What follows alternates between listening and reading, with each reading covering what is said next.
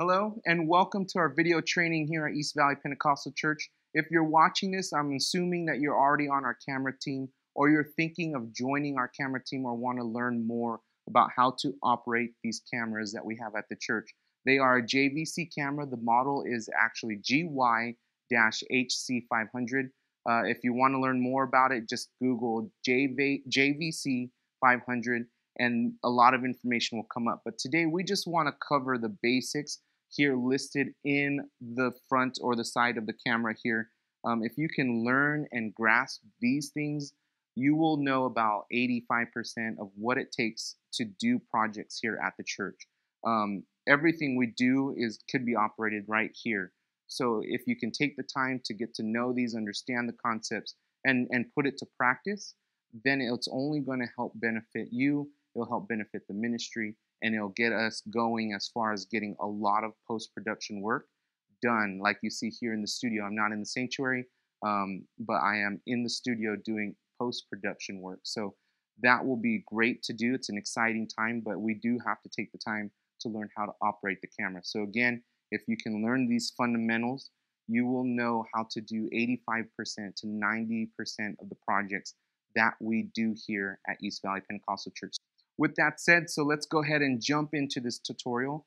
As you're looking here behind the lens, there's a lens cover that says open and close. Make sure after using the camera that you always close the cover to protect the glass inside of these cameras. So this lens is not interchangeable, it's not removable, it's not replaceable. So if anything happens to the glass on the inside, pretty much we're going into a huge repair at that point. So after every use, just make sure that you flip it down, and that when you start, you can just go ahead and flip it up. So make sure you practice that good habit just to prevent any damages happening into the glass or the lens. So right behind that switch, you're going to see 3 rings, 1, 2, 3. This first ring right here deals primarily with focus. So if I switch the camera over to manual mode and I spin this ring right here, you will start to see some changes in the focusing of the subject. So you can see I'm a little bit focused on the background there, not so much the subject. And the subject is blurred out a tad bit. So right now, just know this first ring covers focusing if you're in manual focus. Again, I'm going to switch back to auto. So that's your first ring. And your second ring right here, this deals with your zooming in and zooming out.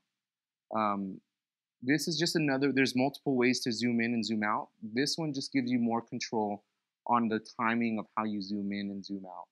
Say you want to zoom out very slowly, but the toggles up here and in the side over here doesn't give you the speed that you want, then you can go ahead and do it from here.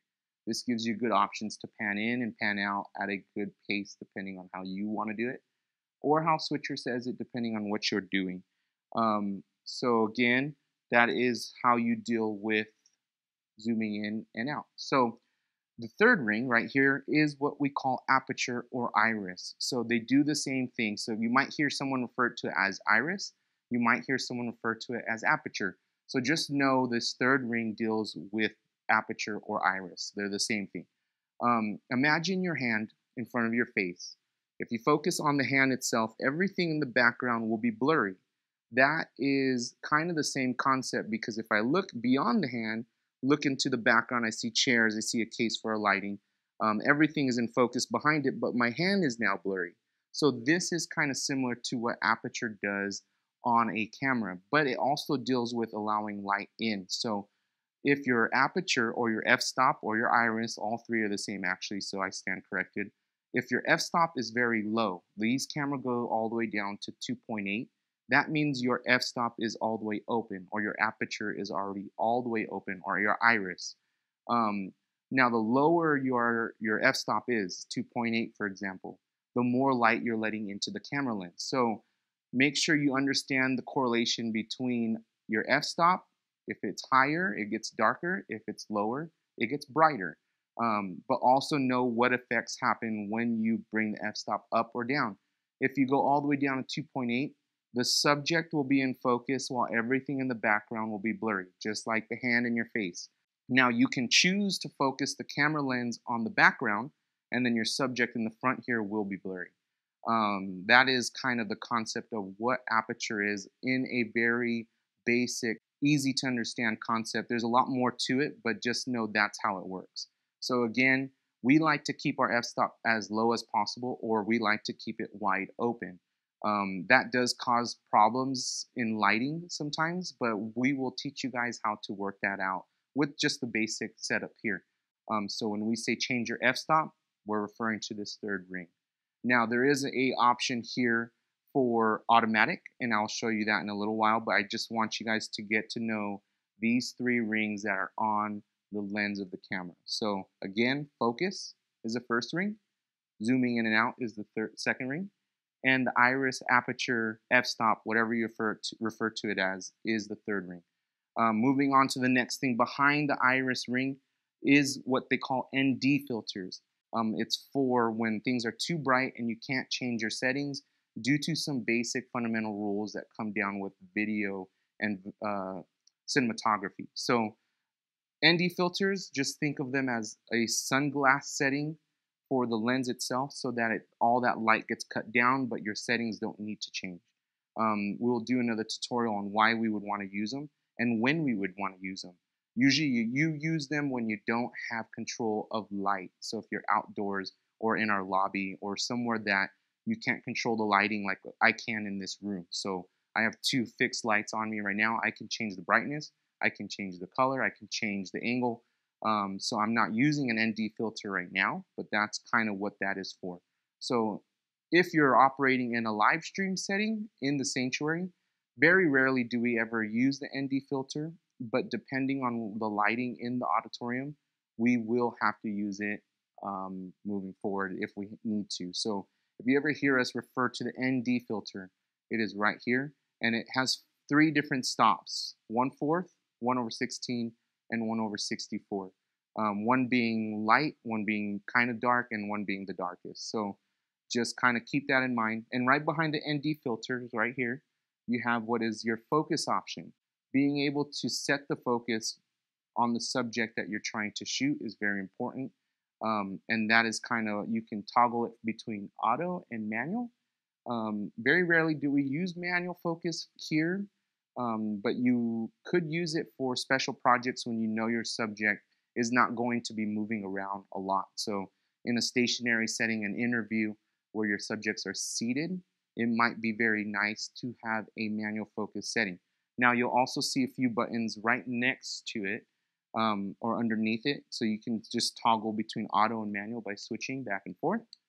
There's a button down here that says push lock.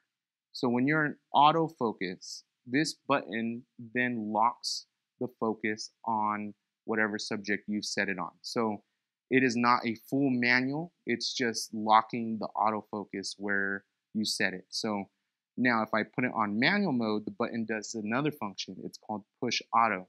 So it's not full automatic, but in the manual mode, you could kind of press this button to refer to what is in focus at that very moment. Or if you want the camera to very quickly, say your subject moves and you're in manual focus and you don't have the time to play with these rings, you can just go ahead and press this button and it'll focus on the nearest subject that you have your camera set to. So that's kind of what this button does. So if there's any issues with your autofocus, make sure check if the push lock is on. In order to know if the push lock is on, so on your screen, I'm going to go ahead and move to manual. It's on manual focus right now. So I'm going to switch to autofocus. And you'll see that little corner right there, that AF turns into manual focus when I go to manual, or MF, and then autofocus, AF. Now when I press the button push lock in autofocus, notice what happens to this AF setting. There's a little L that pops up. So if that L pops up, that means your autofocus is locked in a specific focus point. So no matter what you do, after that L shows up, the focus will not change. So if you're focusing, your camera's having issues with autofocus, check and see if that L is popping up. So again, if that L shows up right there by the AF, that is because the auto lock function is on. Press the button and it'll turn it off and the L will disappear. Now if I go to manual mode, again, it goes to MF right there.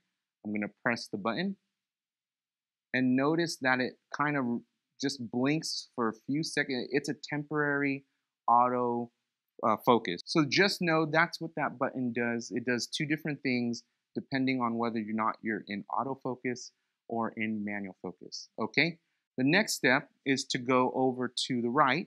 Right here, this is called Focus Assist. Focus Assist is a great tool to utilize. Some people don't like it. I like to use it just because it helps me know whether or not the subject I want to be in focus is actually in focus. We do have the screen right here so that you can kind of see what's in focus. We have bigger screens on the top, but when you're operating these cameras, sometimes they're so high that this screen doesn't really help too well. So when you press this button, what it basically does, as you can see as I'm pressing it on and off, it is highlighting what is in focus in that blue color shade. So everything will turn black and white, but the things that are in focus will be blue. So that helps you know what in the shot is actually in focus. I like to leave this on while I'm operating the camera just because I'd rather know what is in focus and what isn't in focus. Now, I'm gonna go ahead and twist this focusing ring once I turn the manual focus on, just so you can see those blues kind of highlight different areas. You see that right there? It's kind of moving around in the frame.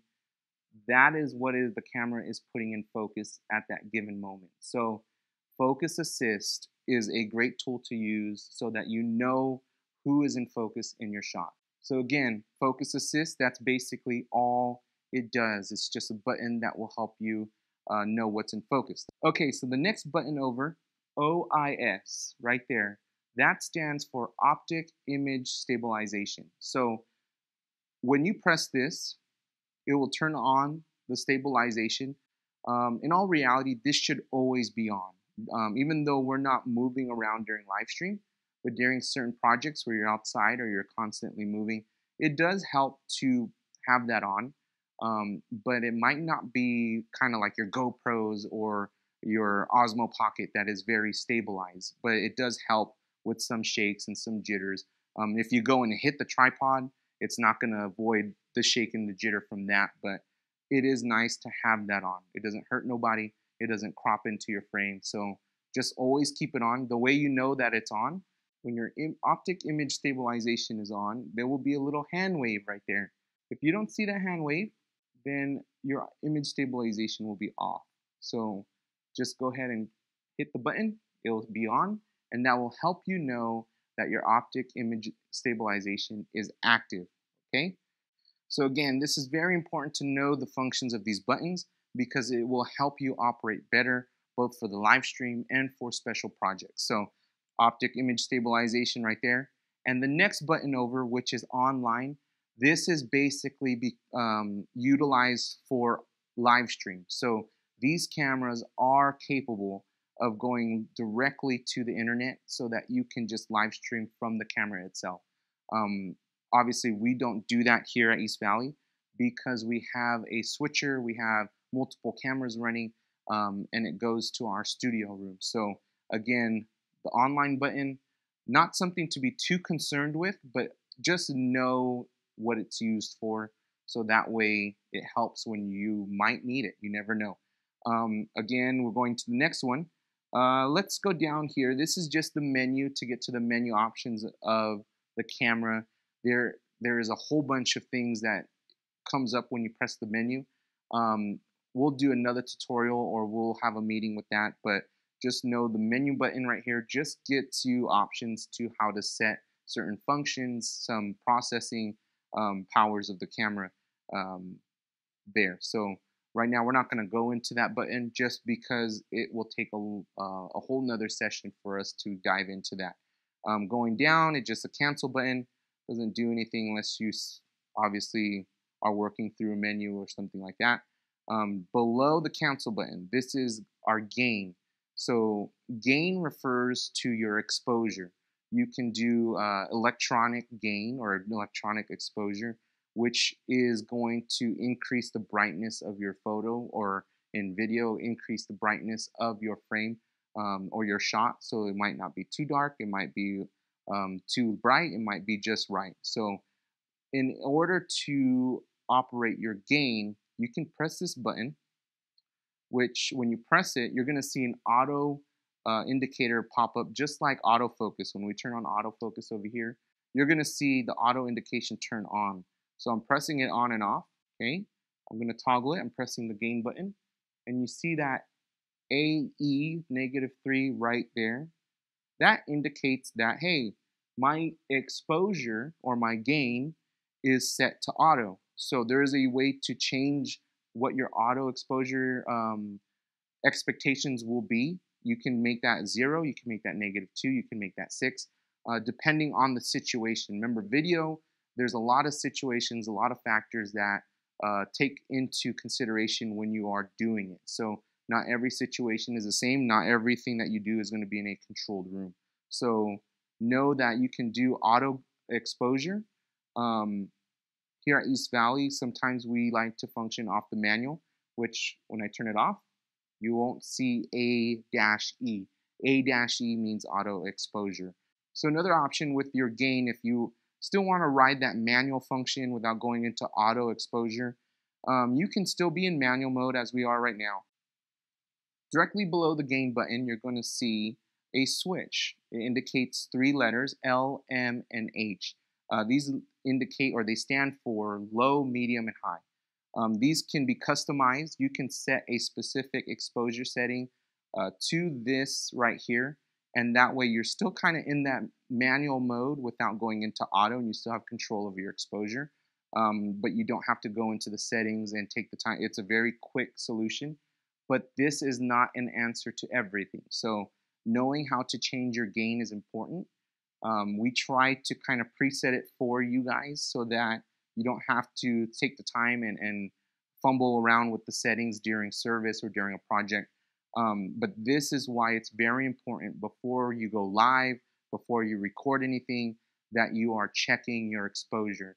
That way you don't need to worry about it in the actual recording or live stream while it's happening. So if it's live stream, that's why we come in early. That's why we set our camera gear up, just so that we don't have to mess with this. But if we do ask our operators, if it's during a project or during a live stream, check your gain. What is your gain at? It's going to be this switch right here. Or you might be in auto and not know that you're in auto. So just check the screen for that AE function that I just showed you earlier. Moving on to this one right here. Right next to gain, the button for gain is white balance. White balancing before, it still does utilize us to have a card that we can kind of white balance with. But in these cameras, it's a little bit easier because we can kind of preset things now. So this white balance button right here controls the warmth of the shot that you're aiming for.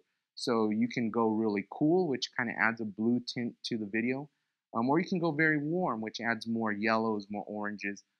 So this button right here simply just turns on auto white balance, or if you press it, it goes into manual white balance. So you notice the pattern here. These buttons kind of just turn it between auto and manual, and then there's certain little switches that you can see, like these ones down here, that help you preset some of your manual settings so you don't need to do it from the menu function. Let me show you what it looks on the screen so you know whether or not you are in auto white balance or if you are in manual white balance. So right now, right here it says B5600 Kelvin. That K stands for Kelvin. That's how you measure warmth. So I'm going to go ahead and press the white balance button and notice what happens to that section right there where it says B5600. Now it says AFAW. This stands for full auto white balance. If you see this in the corner, that means that your white balance is on full automatic.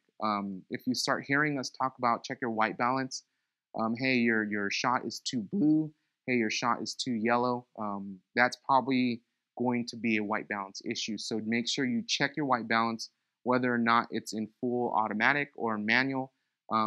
You can have it be too blue and it be in manual mode. So knowing how to change your white balance is very important. And I'm going to show you that right now. Okay, so we're right back here on the side panel. I was pressing the white balance to go back and forth between automatic and manual mode. Now the toggle directly below it, that is how we stay in manual mode, but we can do presets. For the sanctuary, we like to stay within 5600. 5600 is kind of a standard setting for white balance. It is what they call daylight, normal daylight.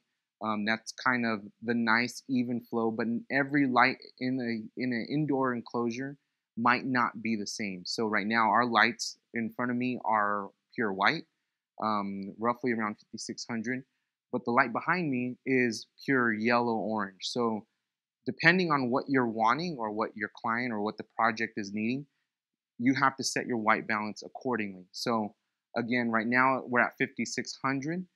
Sometimes if the lights are too yellow, we'll go down to 32. So the higher you go with your Kelvin, the more yellow you introduce into your shot. The lower you go with your Kelvin, the more cool blue that you introduce to your shot. So again, if you hear us talk on the headsets or during a project, hey, your shot is too cool, it means introduce more yellow, bring more white balance into your shot. If we say, hey, your shot is too yellow, that means take away some of that yellow and introduce more blue, which means bring your white balance down.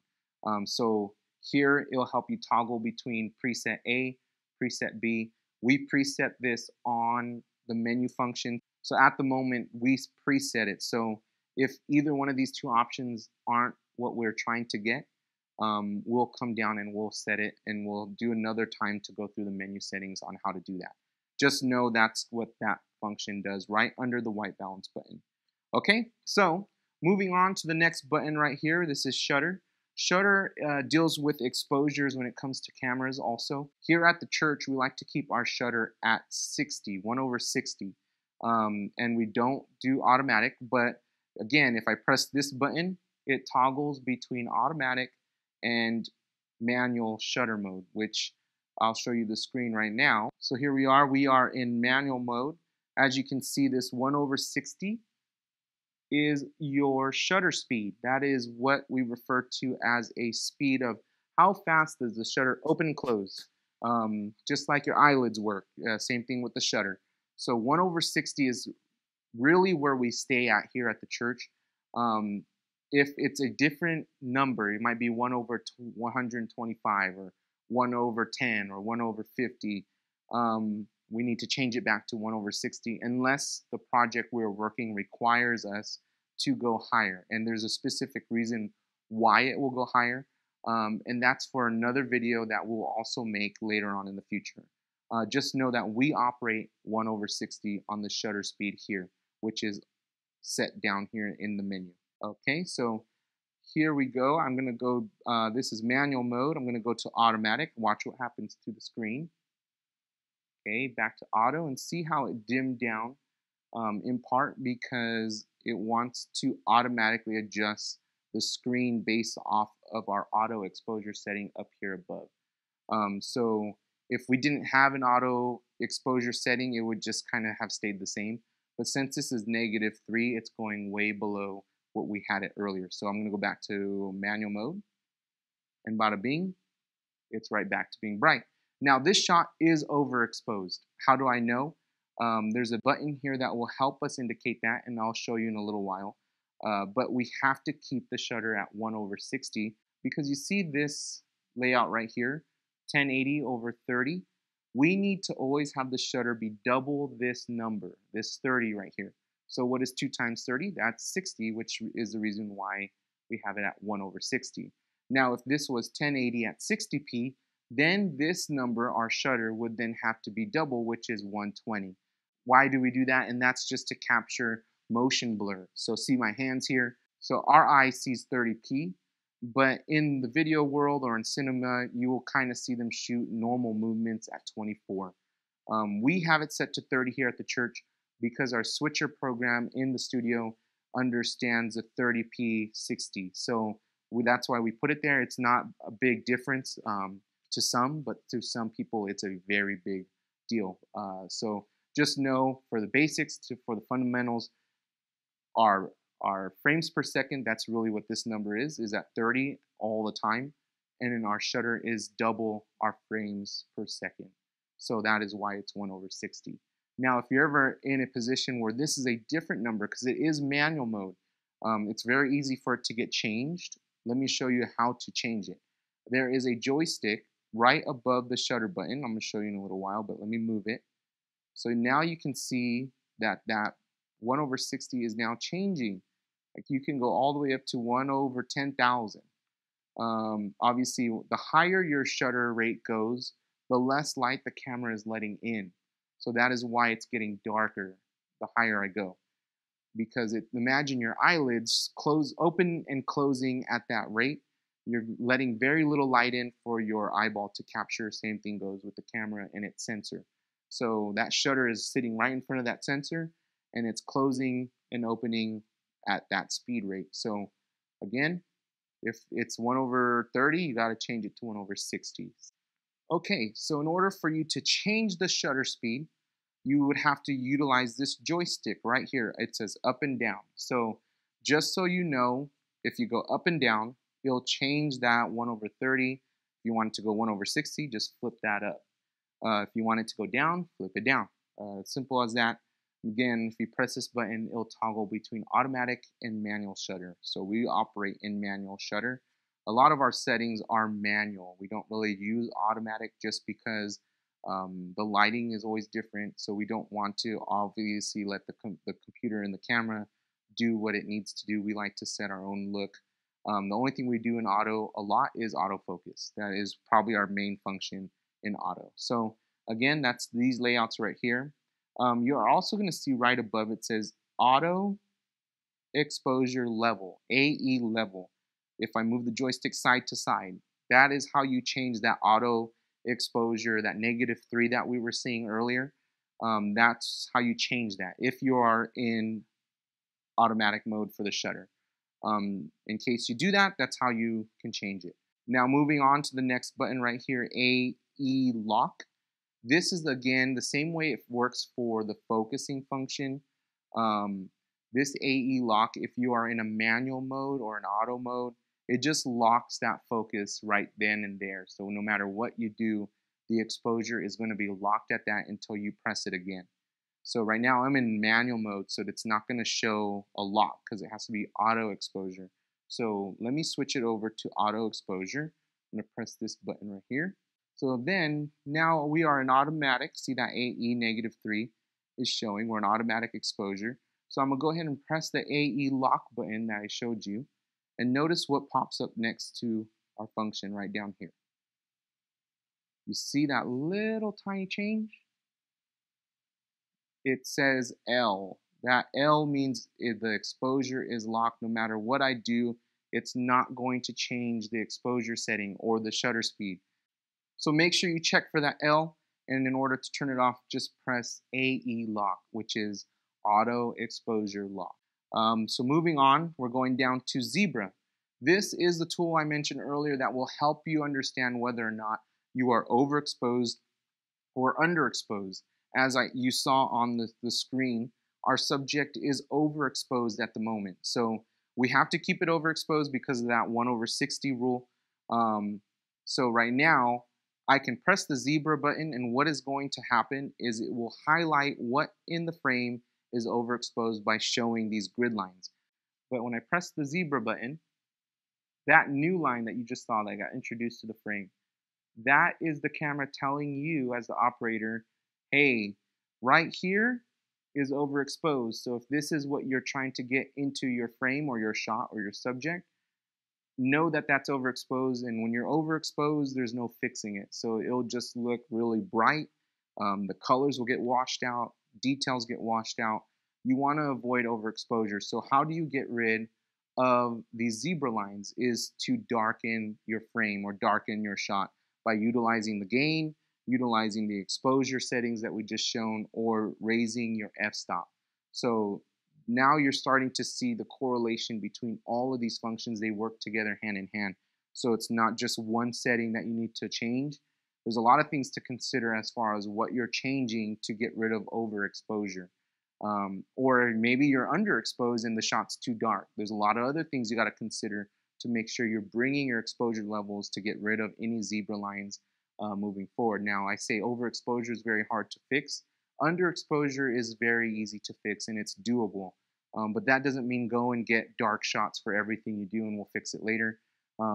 If you can expose perfectly the first time, that's less work for you to have to do in post-production. So again, the button zebra, it just shows zebra lines, which just shows you what is too bright in the frame or what is too overexposed.